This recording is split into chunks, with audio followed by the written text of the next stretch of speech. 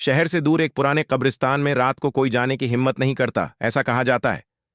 कहा जाता है वहां अजीब परछाइयां घूमती हैं। आर्यन, एक जिज्ञासु युवक, इस रहस्य को सुलझाने निकलता है। डर सिर्फ मन में होता है, मैं सच जानकर रहूंगा, आर्यन ने दृढ़ संकल्प के साथ कहा। कब्रिस्तान के अंदर एक टूटा पत्थर दिखता है जिस पर नाम नहीं लिखा। आर्यन रुकता है, तभी उसके पीछे कदमों की आवाज सुनाई देती है। वह पलटकर देखता है, कुछ नहीं। लेकिन फिर जमीन पर एक लंबी परछाई दिखाई देती है जो उसके साथ नहीं चल रही। तुम भी हमारे बीच आ जाओ, एक रहस्यमय आवाज ने कहा जो भयानक लग रही थी। Aryan gets caught in a broken part while running, frantic. Suddenly, mist rises from among the graves, eerie and thick. We are imprisoned here. Set us free, the shadows plead. Terrified, Aryan falls to his knees. हम नहीं चाहते कोई जीवित यहां आए, ये जगह शापित है, एक रहस्यमयी आवाज में कहा गया। वह कब्र खुद ब खुद हिलती है।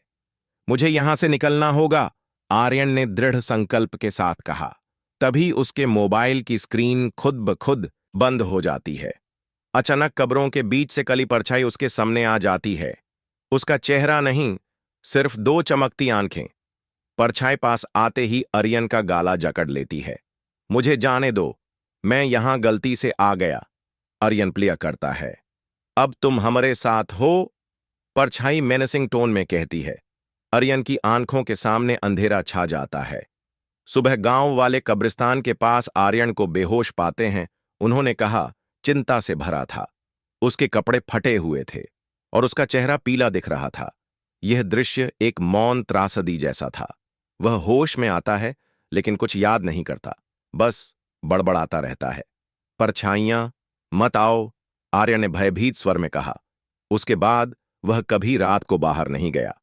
कब्रिस्तान की परछाइयां आज भी भटकती हैं, कहा जाता है, एक भयंकर आवाज में।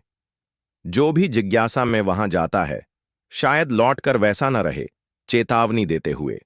कहते हैं वे आत्माएं अभी भी मुक्ति की तलाश में हैं, एक भूतिया स्वर में बताया गया, और कोई भी उनकी पुकार का जवाब नहीं देता, रहस्यमय अंदाज में कहा गया।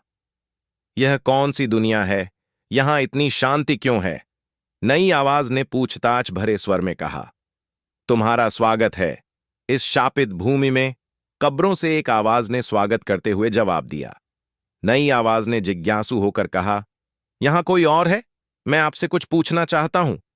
कहीं दूर से एक प्रतिध्वनि ने मोहक स्वर में कहा, तुम्हारे सवाल तुम्हारी यात्रा की शुरुआत है, और फिर कहानी एक नए अध्याय के साथ आरंभ होती है।